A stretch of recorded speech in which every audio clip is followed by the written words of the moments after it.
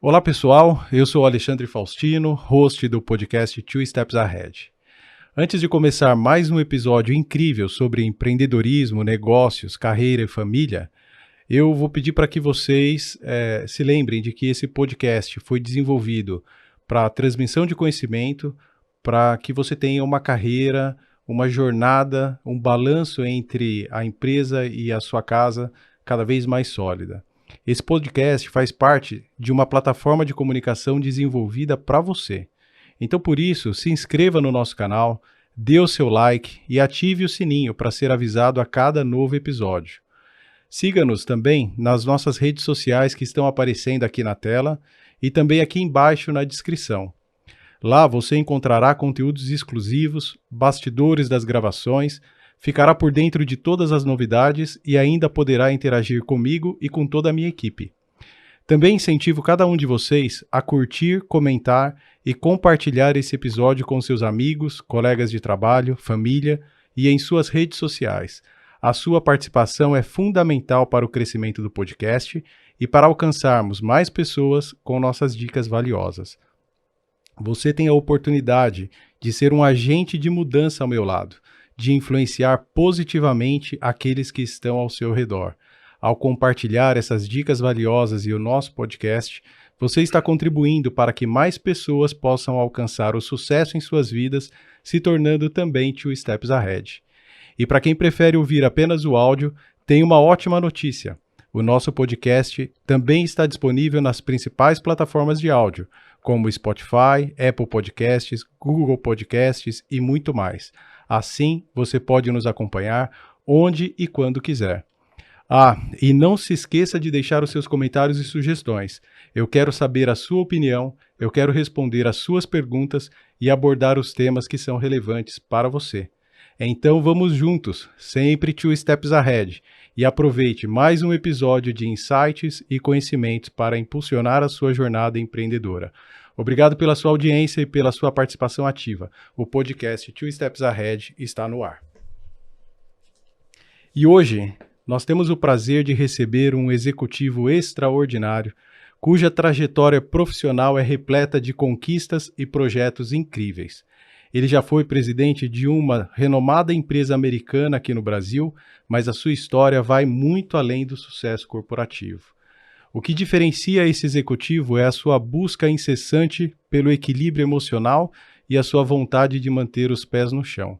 Além disso, o nosso convidado recentemente obteve o seu doutorado em administração de negócios, elevando seu conhecimento acadêmico e trazendo uma perspectiva ainda mais valiosa para suas atividades profissionais. Atualmente, ele é professor no renomado IBMEC, consultor e pesquisador em transformação digital, membro do Board Academy e conselheiro consultivo.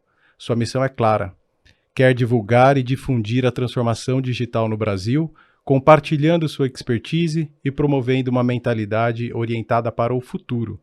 Para ele, administrar é decidir, e cada executivo enfrenta uma infinidade de decisões todos os dias.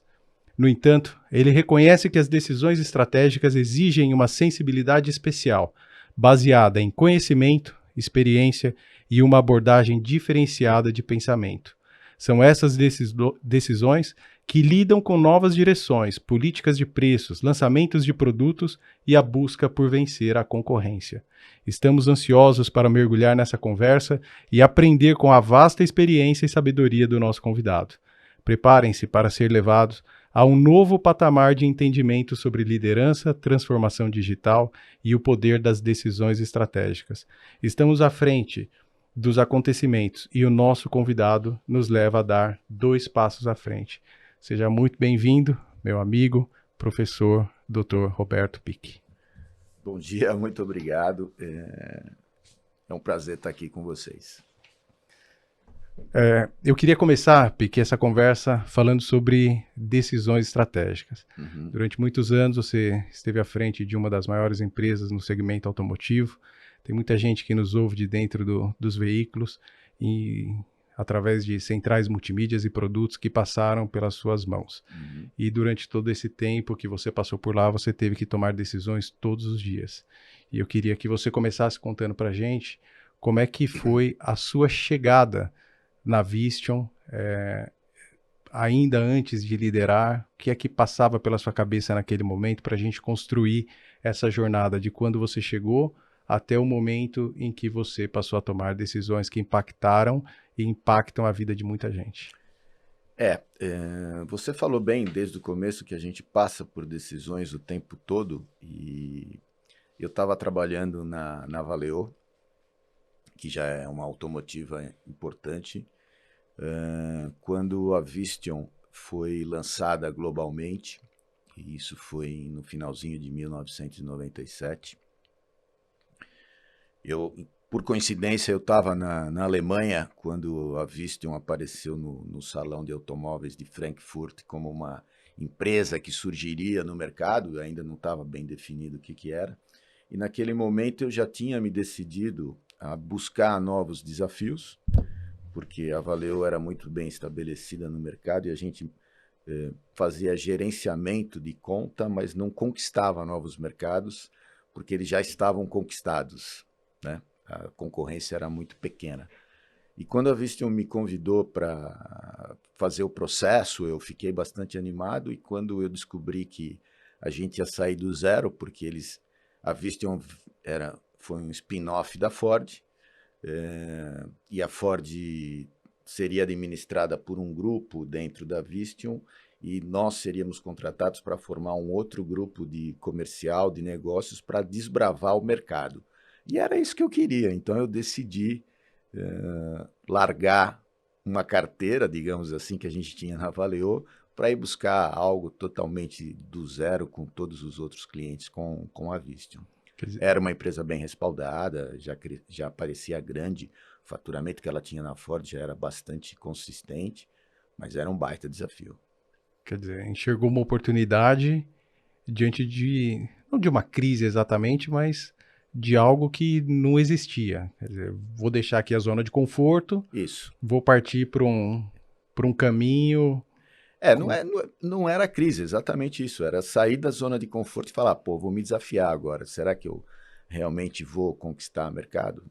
Agora, a sua primeira formação foi em administração de negócio, engenharia? Por onde você caminhou? Eu sou engenheiro. Eu comecei como engenheiro, eu sou engenheiro metalurgista, e eu fui para fundição, eu vestia macacão, botava máscara, fundia peças. Olha lá, só. Tal.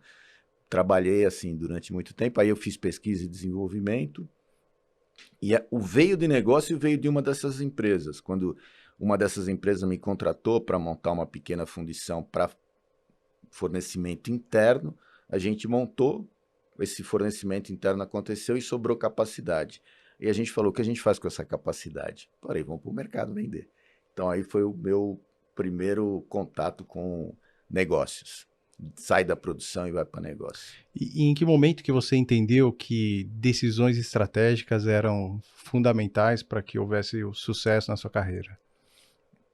Esse é um processo de construção, né? Ele não acontece assim de uma hora para outra. Isso vai sendo construído ao longo da sua carreira. E uma das características que eu tenho é conseguir ser o menos irracional possível. Muita gente fala de racionalidade, isso é uma coisa meio discutível, mas então eu te diria menos irracional possível, conseguir enxergar e pesar os elementos para falar, bom, se eu for por esse caminho eu devo chegar nisso, se eu for por esse caminho eu vou chegar àquilo, e aí você vai fazendo os caminhos que você acredita que vão te dar o resultado da melhor maneira, da maneira mais rápida, com os melhores resultados lá na frente, e acaba dando certo, você vai reforçando esse comportamento. Da forma como você fala, parece que é simples, né? Então eu tenho que tomar uma decisão amanhã, se eu escolher sim, eu vou ter esse caminho mapeado, se eu escolher não, eu vou ter o outro, mas desenhar esses caminhos para tomar decisão é muito difícil, é bastante complicado.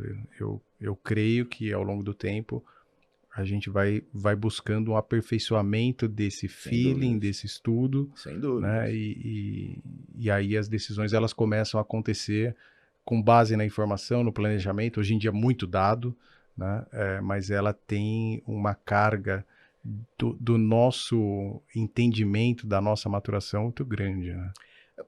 Assim, para quem teve filhos, né, provavelmente ele já ouviu essa pergunta, mas pai, mãe, por que eu estou aprendendo isso na escola, né? Eu não vou usar isso na minha vida. E esse é o problema, você vai usar isso na sua vida, porque todo o conhecimento que você adquire interna para você vai te tornando melhor, vai te abrindo mais possibilidades de pensamento para fazer as avaliações das opções que você vai ter pela frente, e com essas avaliações a gente vai poder chegar nesse caminho, essa pode ser uma determinada consequência, pô, mas eu ouvi uma outra coisa. Então, quanto mais você tiver informação e formação, que são duas coisas similares, mas diferentes, informação é uma coisa, formação é outra, e eu acho que as pessoas têm que investir nas duas, formação e informação. A formação é importante para poder aproveitar a informação que você tem. Se você não tem a formação, você tem a informação que não vai te gerar dado, que não vai te gerar suporte, que não vai te gerar elemento para que você possa decidir. Então, eu sempre estudei bastante, eu sempre li bastante. Então, essa era um dos artifícios que eu utilizava. Formação e informação. Não dá para usar chat GPT se você não tiver uma formação para interpretar os dados e o que vem escrito lá. O chat GPT é uma ferramenta maravilhosa, excelente para quem tem formação. Porque a gente já falou, você falou no começo, eu sou da área de transformação digital, então é claro que eu tenho um baita interesse por esse tipo de assunto. Eu acho que eu fui um dos primeiros a começar a testar a ferramenta. E aí você botava lá uma pergunta, vinha uma resposta muito legal, e aí você falava, me dá as referências dessa tua resposta.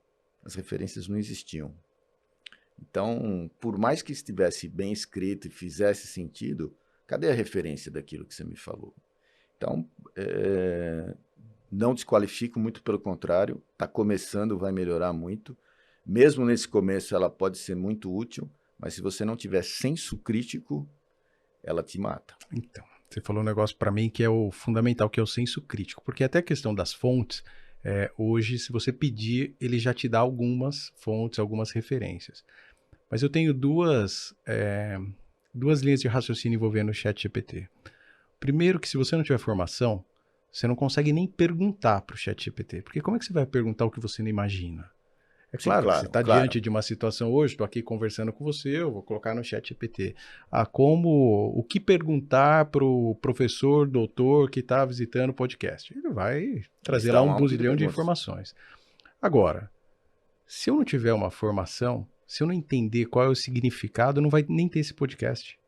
Sem Eu não vou dúvida. precisar perguntar, né? Então, a formação, ela te ajuda, no meu ponto de vista, a conseguir fazer as perguntas para o ChatGPT, senão não vai funcionar.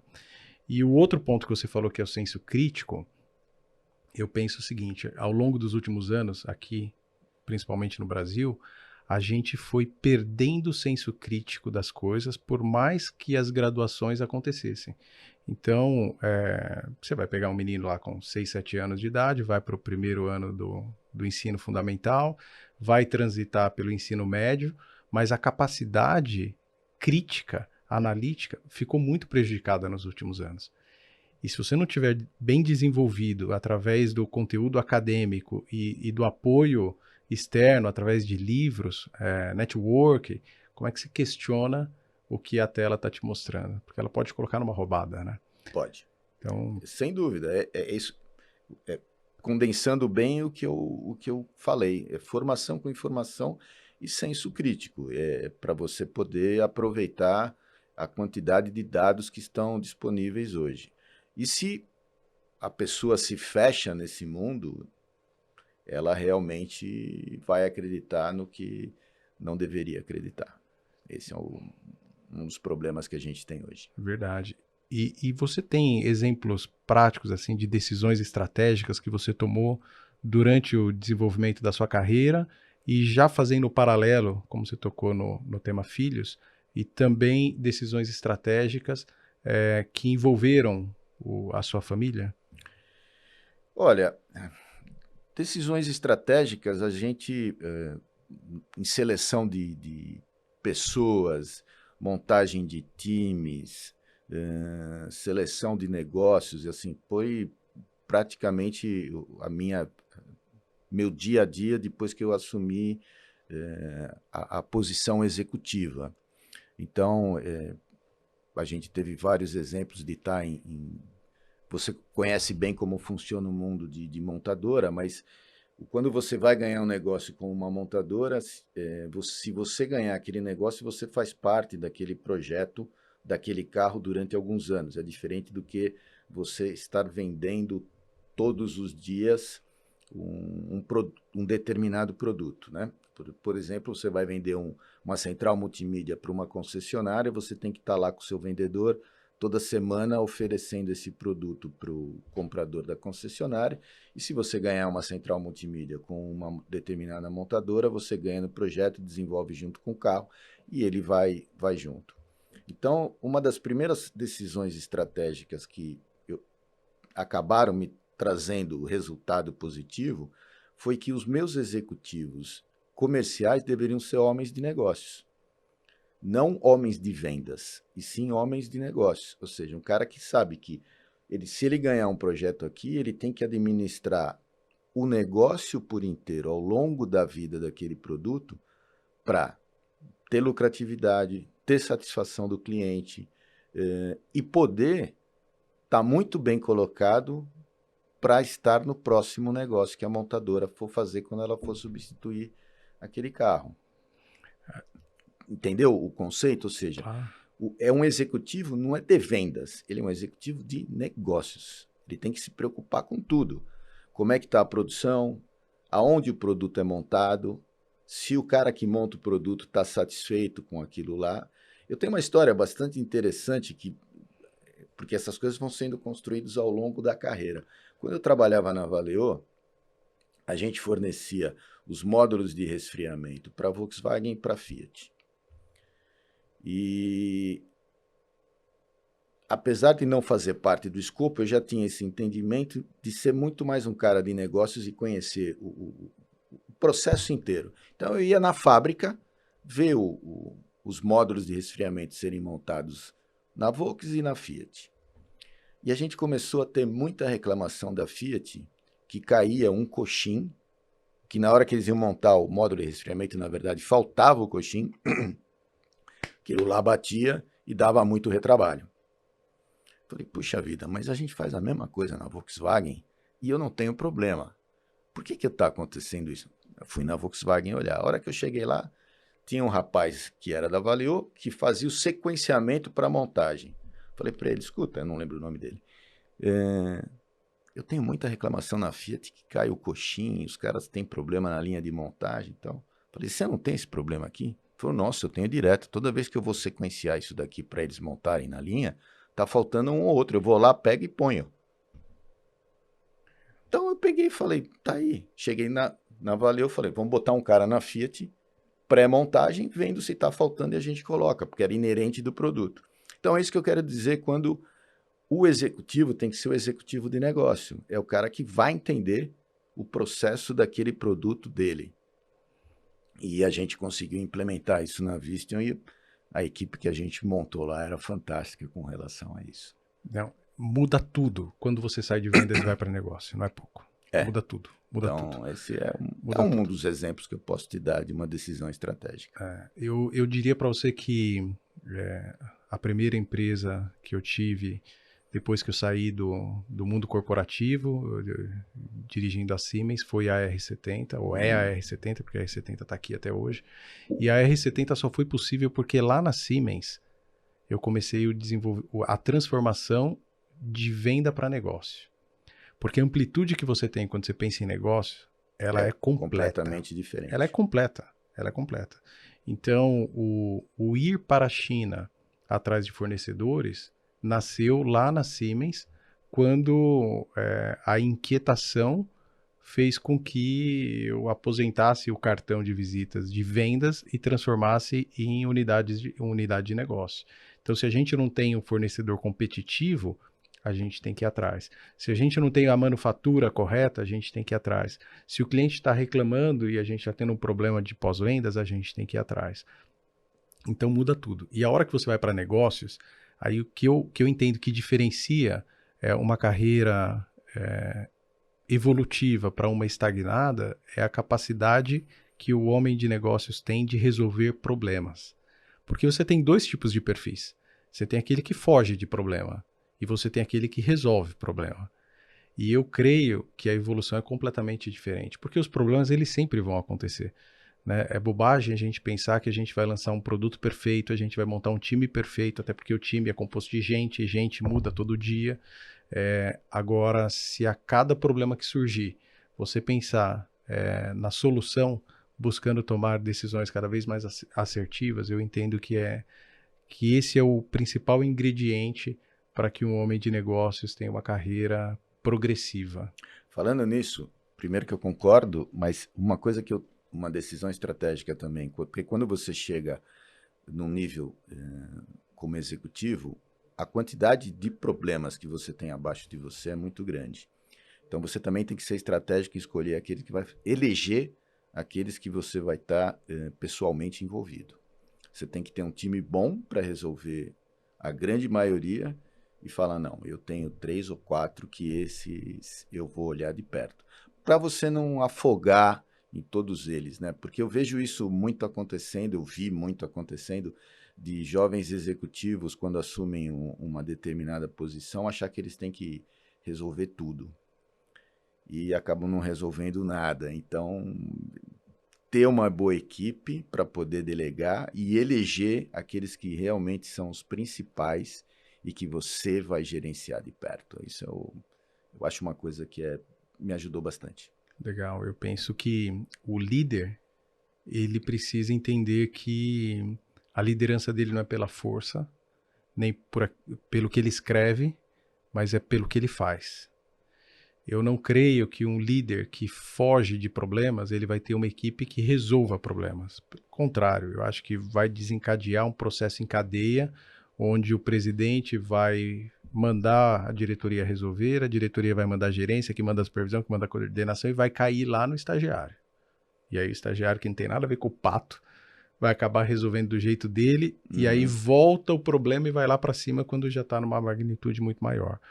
Agora, eu creio que o líder que resolve problemas e lidera corretamente a equipe, ele faz com que toda a estrutura da empresa seja pautada na resolução de problemas. E aí, quando chegar um problema para ele, é algo que transcendeu. Né? O nível abaixo não vai conseguir resolver. E aí eu entendo que a gente começa a ter estruturas cada vez mais completas. E como é que a gente faz isso? A gente faz isso dando exemplos para o nosso time de que resolver problema muitas vezes é tomar decisão. Eu percebo hoje muita gente com medo de tomar decisão. Então tem muitos problemas que chegam até a minha mesa hoje porque a equipe muitas vezes teme. Você fala assim, poxa, mas teoricamente é uma decisão tão simples, mas a pessoa precisa estar muito autoconfiante para tomar uma decisão, enquanto um gestor maduro, ele toma decisão todo dia e não tem receio nenhum de tomar, porque ele está pautado em cima de algo, sabe? Então eu tenho percebido, principalmente depois da pandemia, talvez com a ausência da proximidade, o trabalho remoto, ele afasta o contato pessoal e dificulta, principalmente para os mais júniores, enxergarem como é que os mais seniors têm tomado decisão e têm agido. Então, o exemplo ele fica um pouco comprometido. E hoje eu percebo claramente isso. Tem muita gente com receio de tomar decisão. E quando eu vejo alguém tomando decisão, ainda que seja uma decisão errada, cara, é muito legal. É muito legal. É pegar um texto que uma pessoa da minha comunicação escreve e ter certeza de que o texto tá bom, porque tomou as decisões antes de me entregar. Você sabe que uma das minhas paixões, vamos dizer assim, é a economia comportamental, que fala justamente sobre decisões, né? E, além disso, você tem muito viés, e os vieses atrapalham bastante as decisões. Eles são impossíveis de serem evitados, mas se você tiver a capacidade de identificá-los, você também melhora as decisões. E com relação à pandemia e trabalho remoto e decisão, eu li recentemente um artigo que os executivos, principalmente nos Estados Unidos, assim, estão basicamente eliminando o trabalho remoto, e um deles fala em aprendizado por osmose, ou seja, a convivência com os outros profissionais promove um ensinamento que ele chama de aprendizado por osmose, que é isso que você está falando, a observação. Os mais jovens, ou a gente tem que aprender a toda hora, mas focando nos mais jovens, verem as atuações dos mais experientes e aprenderem por osmose. Então, sem dúvida, o trabalho remoto, nesse sentido, não ajuda. O trabalho remoto tem N vantagens, mas eu creio que você não consegue educar corretamente o seu filho se você não tiver contato com ele. Exato. Ele vai saber quem você é. Você vai mandar pelo WhatsApp o que ele tem que fazer, mas ele não enxerga se você está fazendo. Agora, quando você tem um contato próximo com seu filho, você consegue certamente encantar muito mais. E o nosso time é assim, né? A gente precisa tratar o nosso time com o cuidado que a gente trata as pessoas dentro da nossa casa. Afinal de contas, sozinho a gente não vai chegar a lugar nenhum. Uhum. Eu estava ouvindo recentemente, e é algo que o Michael Jordan diz frequentemente, mas é muito impactante. Ele fala assim, ó, que ele sozinho, ele consegue ser o cestinha, ou conseguia, né, ser o cestinha de uma partida ou ganhar um jogo praticamente sozinho. Mas um campeonato ele não conseguiria ganhar. Então, por mais brilhante que você seja, se você não tiver um time competente, totalmente compactado e conectado, você não vai conseguir chegar nos grandes objetivos da companhia. Com certeza não. E como é que você faz para ter um time compactado, 100% à distância, cada um pensando numa coisa, trabalhando num horário diferente? Eu penso que essa proximidade ela é fundamental. Concordo. E diz uma coisa, você tem sugestões ou estratégias para que as decisões sejam tomadas de maneira mais assertiva? Bom, vai voltar ao ponto que a gente falou, da formação e da informação. Agora, também é muito importante que as pessoas entendam o contexto corporativo que elas estão inseridas, porque a maioria das coisas na vida, seja pessoal ou profissional, é composta de várias opções. Algumas são melhores, algumas são piores, e algumas não são nem melhores nem piores, são diferentes. Mas essas opções têm que conversar com a cultura da empresa, têm que conversar com o que os altos executivos esperam e estão direcionando para a empresa. Então, eu já tive times diferentes e já tive gente dentro do time que achava que só a maneira como ela pensava era correta. Ego. Eu não sei nem se chega a ser ego, mas era assim, era algo, pô, não é assim, é assado, tem que ser desse jeito. E não necessariamente. A ideia dele podia ser boa, mas o caminho que a empresa pretendia trilhar era outro, que também era bom quanto. Então, se a pessoa tiver essa visão, uma visão mais holística, entender que aquilo que eu falei, decisões podem ser melhores ou piores ou apenas diferentes. E não vão ser nem melhores nem piores. Isso ajuda também a você formar um quadro mental das possibilidades que você tem na frente. Agora, a Vistion é uma empresa que atrai talentos. Né? Empresa americana, uma das principais automotivas do planeta. Uhum. Né? Então, seja para um engenheiro eletrônico que acabou de se formar, ou para um engenheiro sênior, ou para um executivo de business de qualquer nível, trabalhar na Vistion encanta. Uhum. E aí eu imagino que durante a tua jornada lá na Vistion, você teve muitos talentos trabalhando na sua equipe. como é que faz para gerenciar os talentosos que normalmente têm um pouco de vaidade, do ego, da certeza de que ele tem a solução? Como é que faz para que haja um equilíbrio, né, e as coisas funcionem, não da forma como um ou outro quer, mas da forma como a empresa precisa? Tem algumas maneiras de se fazer isso, né? Primeiro, se você vai gerenciar talento, você tem que estar preparado para isso, né? Porque senão depois, no final, você vai ser gerenciado pelo talento. Isso é fato. A outra coisa é você estar preparado para fazer perguntas desafiadoras para aquela pessoa. Se ele vem com um caminho, se ele tem uma determinada ideia, você vai fazendo as perguntas que vão desmontando os argumentos dele, mas de uma maneira que ele vai se convencendo daquilo. Não necessariamente uma pergunta que vai destruir o argumento dele, mas uma pergunta que reforce o seu argumento. E se a gente fizer desse jeito por causa disso, assim, assado? E aquela outra vez que teve isso, que aconteceu porque estava faltando uma determinada condição, ou porque a informação que a gente tinha lá de fora era melhor do que a informação que a gente tinha aqui.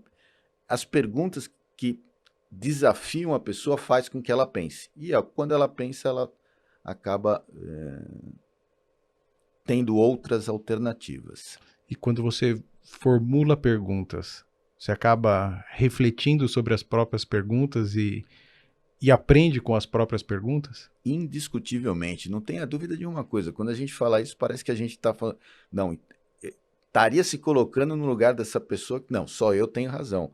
Muito pelo contrário, quando você faz um diálogo desse e você faz as perguntas desafiadoras, recebe boas respostas e, algumas vezes, escuta perguntas desafiadoras, muitas vezes fui eu que mudei de caminho.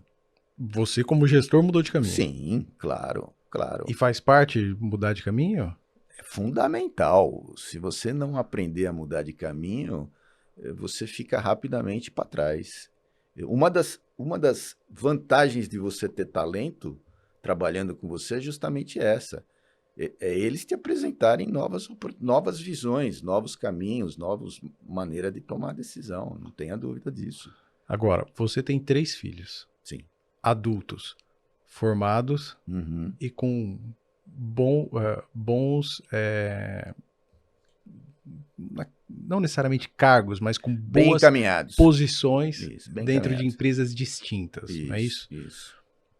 Mas um dia eles foram adolescentes. Sim. Como é que é o trato com o adolescente? Os três são, em termos de idade, eles são muito próximos um dos outros, né? Então, o que serviu para o primeiro acabou servindo para os outros dois também, que a diferença do primeiro para o terceiro é de 4 anos, no meio 2, então, mesma geração, isso facilita.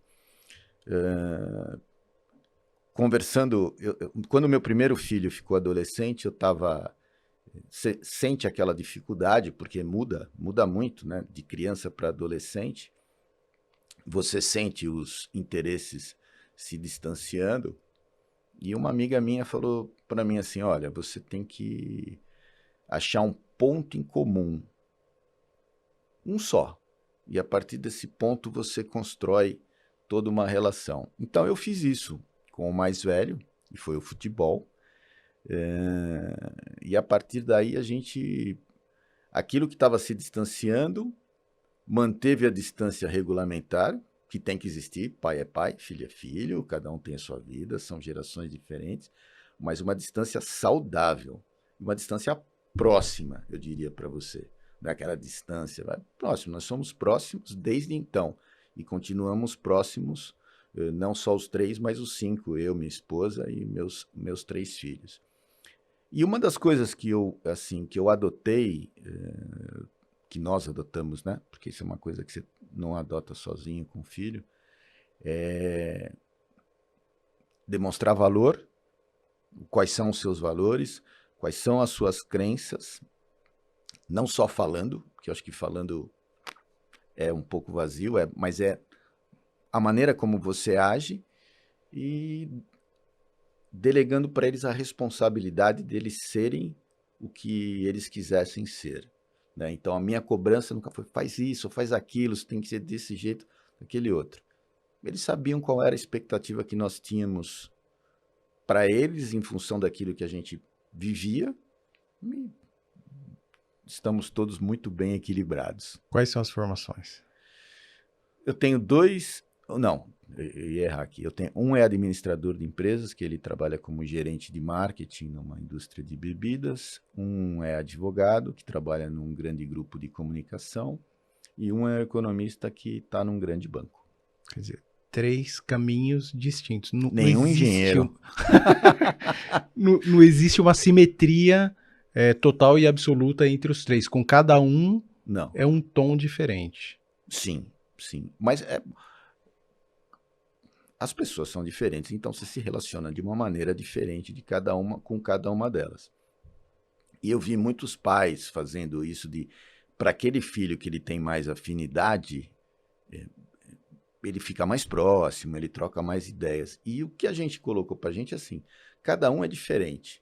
Então eu não tenho mais afinidade nem com um nem com outro. Eu tenho afinidade com os 3, mas o relacionamento é diferente com cada um deles, porque eles são diferentes. O Alexandre, eu tenho um relacionamento contigo e tenho um relacionamento diferente com o João, que é um outro grande amigo meu, porque vocês são pessoas diferentes. Mas as afinidades existem, né? E qual você entende que foi a relevância da sua postura ao longo do tempo, dos ensinamentos para que eles pudessem se formar, conseguir bons empregos e estar atuando super bem nos mercados distintos hoje? Assim, eu fui um pai bastante presente quando eles eram bem pequenos. Eu priorizava bastante a presença. Aí quando eles conforme foram crescendo, aí eu fui me dedicando mais ao mundo corporativo. Mas eu consegui balancear isso bastante. Isso é uma coisa que eu já ouvi deles e já ouvi de outros sobrinhos também, que eu sempre soube balancear a minha vida pessoal com a minha vida profissional. E eu acho que isso trouxe equilíbrio para eles tomarem as suas decisões. E eu sempre dei muita liberdade também, porque eu não sei se é uma característica própria, eu não sei se é uma diferença tão meio incomum, mas eu notei sempre e nunca gostei muito dessa postura, principalmente da geração que eram dos meus pais, de mostrar o caminho, falar, esse é o caminho, mas esse é o único caminho. E não é o único caminho, né? Caminho você tem vários. Opções você tem várias que entram as decisões de novo. Então você tem que mostrar o mundo como ele é e cada um vai tomar a sua decisão, cada um vai seguir o seu caminho e da sua maneira. E isso foi uma coisa que eu acho que sempre ficou muito claro para eles, que a formação a gente estava dando, mas a decisão do caminho era deles. Então isso foi muito legal porque deu certo pra gente. Acho que tem 2 elementos muito, muito legais que você está falando, eu estou refletindo aqui, né? O primeiro é não dar um caminho único. E recentemente eu tive uma experiência muito interessante com a minha filha. Ela tem praticamente 17 anos, juntou ao longo de uns 2 anos boa parte da mesada que ela recebeu e alguns meses atrás eu a incentivei a abrir uma conta numa corretora, porque o dinheiro dela está todo na poupança. E embora eu dissesse que a poupança não era o melhor investimento, para ela é o porto seguro, né? Então não deixa lá, porque se eu precisar, pai, eu pego, mas em qualquer lugar você pega, o dinheiro é seu. E aí ela abriu a conta numa corretora e me perguntou o que eu sugeriria que ela fizesse. Aí eu falei assim, ó, pega o seu dinheiro e divide em 3 partes. E não tem problema se uma delas estiver vazia, porque o dinheiro é seu, a decisão vai ser sua.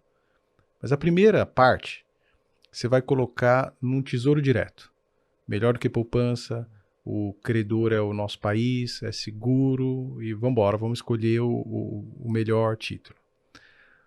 A segunda parte, a gente vai pegar um CDB confiável, mas é um dinheiro que você pode resgatar a qualquer momento, né? Diferente do tesouro direto, que normalmente você vai comprar um título um pouquinho mais para frente.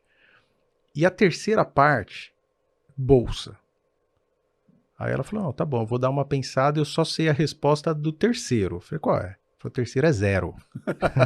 E eu não vou correr risco. Bolsa eu tô fora, né? Eu falei, tá bom, o dinheiro é seu. Pensa aí, faz a proporcionalidade e no almoço seguinte a gente faz as aplicações. Quando chegou o almoço seguinte, ela me falou quanto que ela ia colocar no Tesouro Direto e quanto que ela ia colocar no CDB.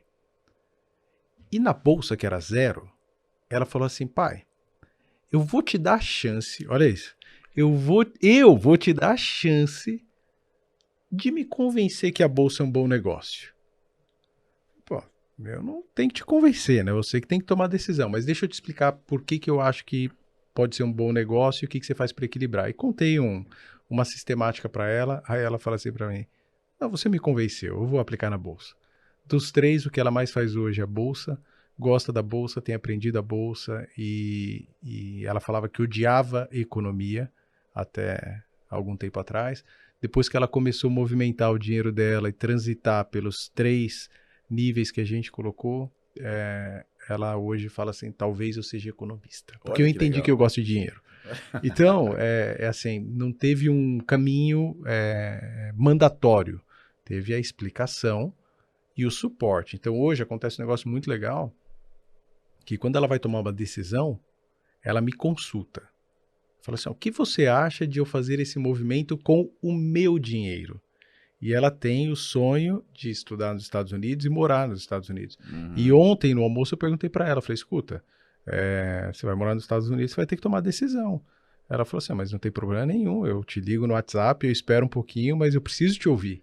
Então, é uma relação não de dependência, mas de confiança que eu creio que a gente só consegue desenvolver com a proximidade, buscando pontos de sinergia. Você falou no caso do teu filho mais velho, foi o futebol, né? Os outros... Foram junto. Futebol também? Também. Olha que interessante. Então, se você encontrar um ponto de sinergia, você consegue levá-los para o melhor caminho. Que eu tenho certeza que está nesse contexto é que se ela resolvesse não seguir o caminho que você sugeriu e não desse certo, você não ia falar, eu te falei, tá vendo? Você não fez o que eu te disse, olha aí o que acontece. Que aí você perde, porque isso vira crítica. Então, as pessoas não gostam de ser criticadas quando elas tomaram uma decisão. Então, você ficou próximo, ela acabou indo para a bolsa, acabou gostando, mas se não tivesse ido, vocês também estariam próximos e ela fazendo as escolhas dela do jeito que ela fez. Então, eu acho isso muito importante. A crítica tem que ser feita muito pontual e na hora certa, quando ela cabe. Porque se a gente entende que existem caminhos diferentes e a pessoa escolhe outro que não era o que você escolheu, você normalmente não deve criticá-la. Então, eu acho isso importante. Eu tenho uma percepção, queria te ouvir, que é a seguinte. Eleger conselheiros, e você é conselheiro consultivo, inclusive de uma das minhas empresas, Isso. É uma decisão sua. Você pode ou não ter conselheiros, você não precisa ter conselheiros. Isso. Né? E quando eu digo conselheiros, não é só no universo dos negócios, na tua vida pessoal também.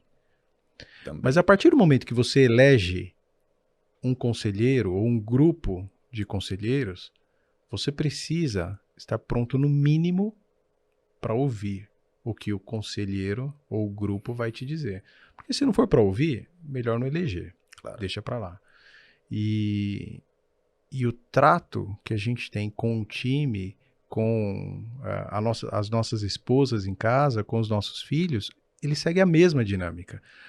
Quando que eu penso que tem alguma coisa errada? Quando você pede um conselho para alguém e fica pé da vida porque o cara te deu um conselho que não é aquele que você queria ouvir. Exato. Você não quer um conselho, você quer um reforço. E isso é muito maluco, mas isso acontece o tempo inteiro. O tempo inteiro. O tempo inteiro. A pessoa não quer um conselho, ela quer um reforço.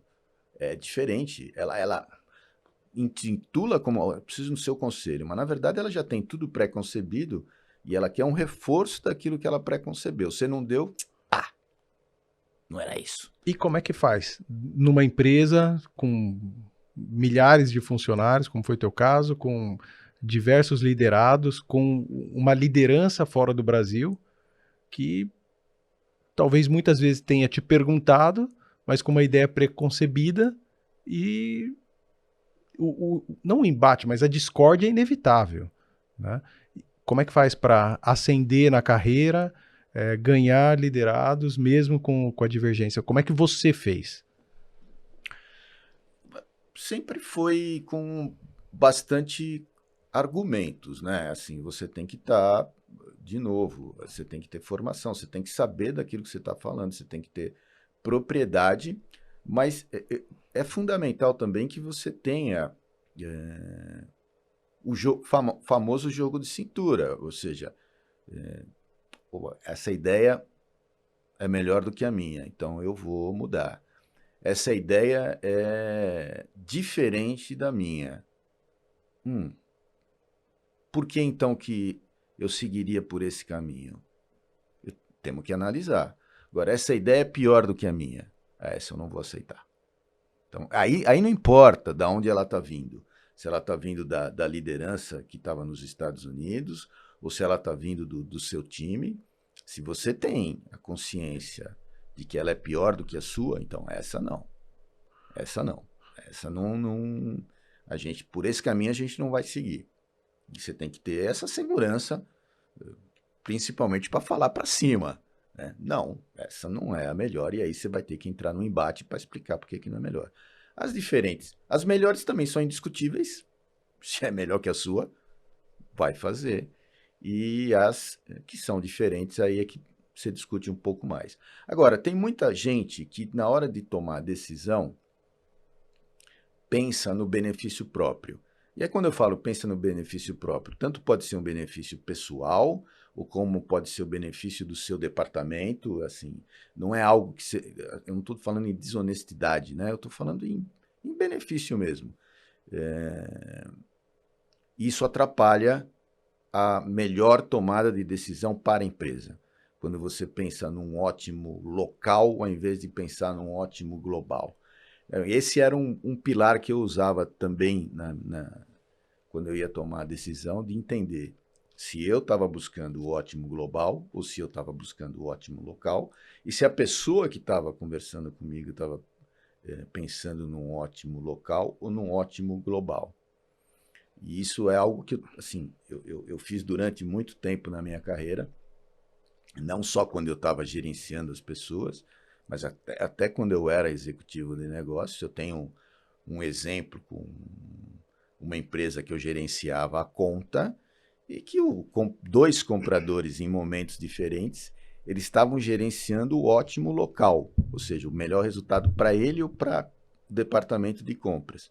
E isso abriu um baita oportunidade de negócio para a Vistion, que eu aproveitei. Então, essa consciência de ótimo local, ótimo global, como você aplica isso nas suas decisões e como a outra pessoa, o outro lado está aplicando isso, também é um elemento que ajuda bastante. Mas aí você volta de novo para o negócios ao invés de vendas. Porque a hora que você está falando de negócios, você está falando do todo. Claro. E o todo ele vai ser global. Assim, vamos também até para a gente não deixar desmistificado aqui. Você precisa de vendas.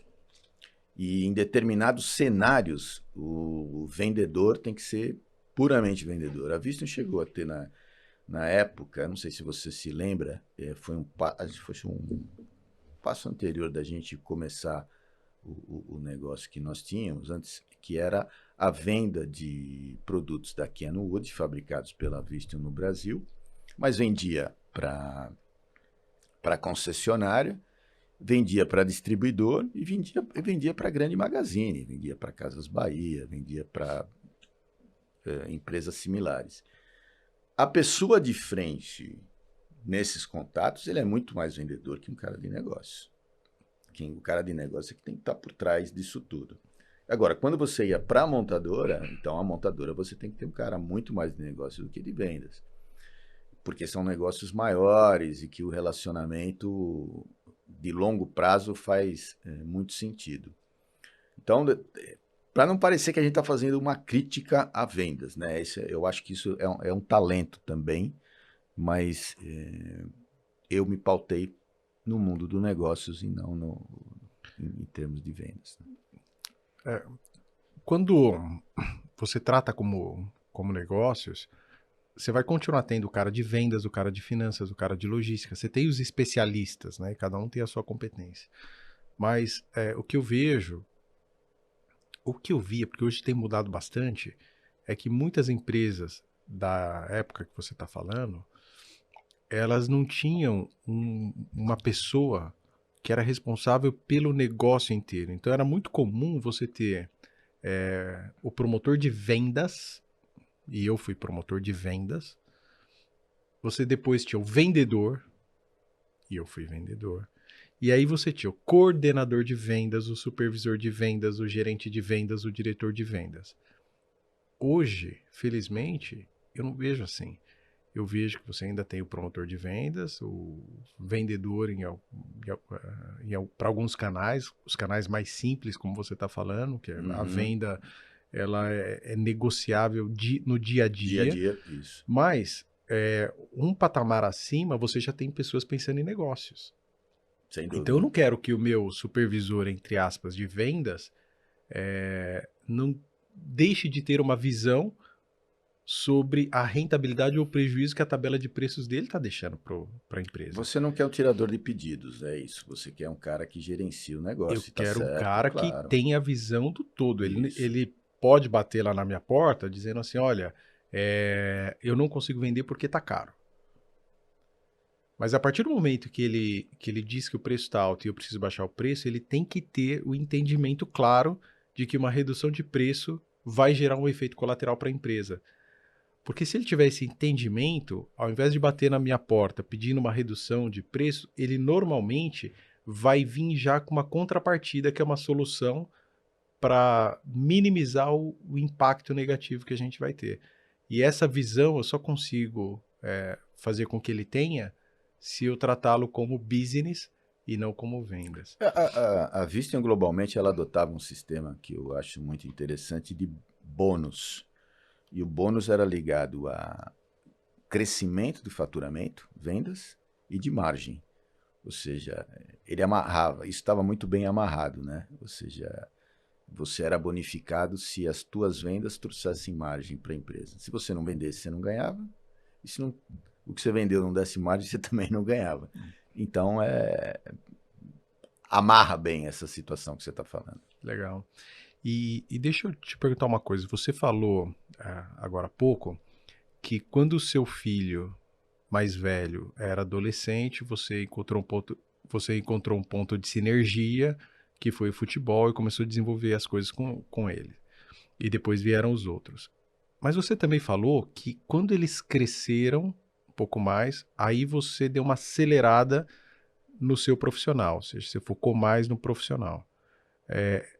Em que momento que isso aconteceu de fato para a gente ter o entendimento completo? Porque o que eu percebo hoje é que às vezes quem está entrando no mercado de trabalho quer ter uma ascensão assim muito rápida, tem pouquíssima paciência e é muito complicado você fazer o balanço correto entre o tempo que você vai doar e direcionar para a empresa e para sua casa, principalmente quando você tem filhos, né? Aham. É uma zona de transição, né? Primeiro, eu acredito, até para fazer a analogia, quando a gente vai falar de formação das pessoas, que para ela ser acabar uma faculdade, uma universidade e ser bem formado, ela teve que ter uma trajetória consistente de educação. Um bom ensino básico, um bom ensino médio, e aí ela está pronta para ir para a faculdade. Então, mais ou menos eu posso fazer a correlação com isso. Eles no ensino básico, eles no ensino médio, foi onde eu dei a minha maior atenção, e a partir daí eu acho que eles já tinham estrutura própria para caminharem mais com seus próprios passos. Foi mais ou menos isso. E concordo com você que hoje a galera chega querendo já acelerar a ascensão profissional, faz uma coisa ou outra certa, já acha que é o top, Mas eu acho que isso também está muito influenciado aí pelas mídias sociais, né? E aí volta para o comecinho das nossas conversas, que a gente precisa ter senso crítico para saber filtrar e selecionar aquilo que recebe de informação e fazer com que aquilo vire realmente algo que possa ser utilizado no teu dia a dia. Mas eu também acho que tem muita gente boa aí, e nessas novas gerações que estão vindo, e que a gente vai ter aí substitutos bons para a nossa liderança. E como sempre foi, não é todo mundo, né? A gente vive num funil bastante apertado, e quanto mais a pessoa investir nela mesma, em autoconhecimento, em comportamento, inteligência emocional e a história de formação em informação, ela vai estar lá se jogando para dentro desse funil apertado. Qual é o peso da sua família na sua maturidade, estabilidade e inteligência emocional? Eu tenho uma crença que a gente não vive feliz. Eu acho que felicidade são momentos, né? E bem interessantes, aliás, diga-se de passagem. Mas o que a gente deveria procurar é viver em equilíbrio. Em equilíbrio. E equilíbrio emocional, eu estou falando. E a minha família é o pilar mais importante para esse equilíbrio. Eu me sinto assim, eu me sinto equilibrado, eu me sinto bem, sem grandes arrependimentos do que eu fiz. Eu acho que eu tive uma vida tranquila. Eu olho para trás e não vejo grandes problemas. Mas a minha família é o principal pilar desse equilíbrio. Então, são eles. Sempre foi. Sempre foi. E eu falo, eu acho que até já falei com você, que a minha esposa me fez uma pessoa melhor. Ela me trouxe muitas lições assim de humildade e bondade, que a gente está junto há mais de 40 anos já, e eu fui assimilando, aprendendo, e isso fez com que eu, sem dúvida, acho que eu sou uma pessoa melhor hoje por causa dela.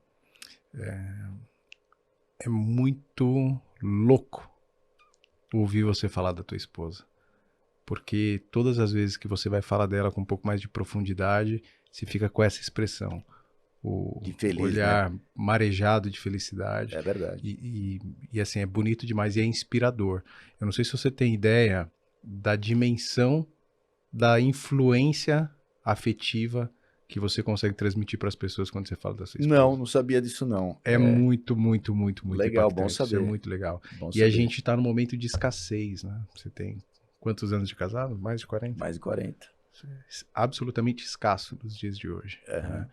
E o que a gente vem fazendo nos nossos canais de comunicação é mostrando não o que as pessoas têm entendido como bonito, sabe? Ah, vou ligar aqui o celular e atrás de mim tem um helicóptero, ou tem aqui uma namorada, uma esposa, sei lá o que, de biquíni bonitona, tal. Não é isso.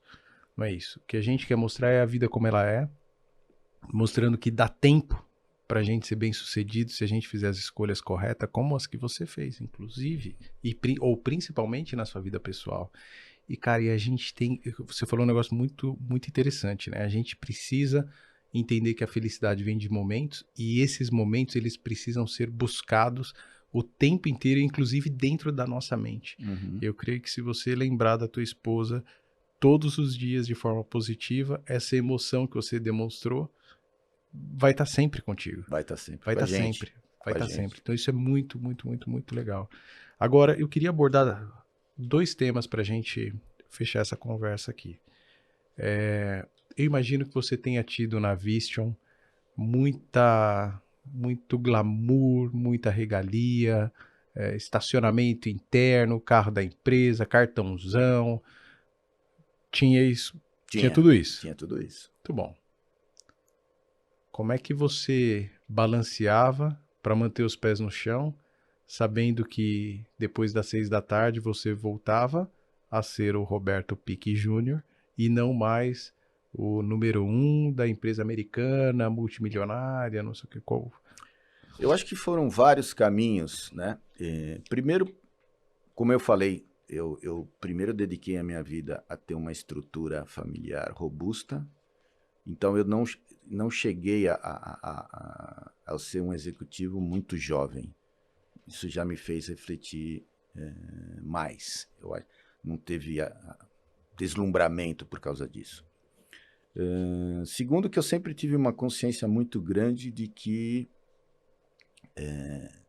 você não é, você está executivo, né? Então, isso é uma coisa que, se as pessoas conviverem com isso, elas são mais equilibradas, né? Elas sabem que, pô, se eu estou, a hora que eu saio daqui, eu não sou mais, né? E esse foi um dos pontos. E o terceiro ponto veio até eu já falei da minha esposa que me fez uma pessoa melhor, mas ela me levou para um trabalho voluntário que a gente arrecada alimentos para o sertão nordestino, com a ONG Amigos do Bem. E o nosso trabalho é pedir. Pedir. Agora, quando você é um executivo, o que você pede, você é atendido. A tua piada é gozada, a tua história é boa, a tua opinião é bacana, mesmo quando não é, mas Claro. faz parte do teatro que você está ali. E lá não, quando você está fazendo esse tipo de trabalho, você vai ouvir muitos nãos na sua vida. E esse choque te coloca no teu lugar. Fala, porra, tem sim, mas tem não. Então, esse foi um dos pilares também que me fez manter bastante os pés no chão. E o que o número 1 da Vistion, todo-poderoso, fazia no Amigos do Bem? Então, todo poderoso é por sua conta, né? Não, eu comecei, a gente tem um trabalho que é mensal, de ir para supermercado grande e pedir para as pessoas doarem alimentos. Então eu comecei fazendo isso, eu ficava no pré-caixa, que a gente chama, antes das pessoas passarem pelo caixa, e pedia se elas podiam fazer uma doação, comprando uma cesta básica para a gente coletar e depois mandar para o sertão nordestino. Eu fiz isso durante muito tempo, agora eu estou coordenando o estoque. O estoque é um pedaço que a gente fica dentro do mercado preparando as cestas básicas. E a gente faz isso muito legal, porque a gente faz bastante cesta básica, inclusive para pressionar o pessoal a conseguir as doações. Mas eu tenho uma história que é muito interessante. Numa dessas tinha o que eu falei que era o pré-caixa, mas tinha um lance que você ficava depois do caixa, ajudando as pessoas a embalarem as suas compras. E numa dessas eu estava lá, embalando para uma senhora que estava fazendo a compra dela. Ela vira para mim e fala assim, eu falo para todo mundo que se você tiver força de vontade, você tem trabalho, você tem emprego. Olha o senhor aí, ó, embalando as coisas aqui no mercado. A senhora tem razão, é assim que a gente tem que fazer. Então foram lições de...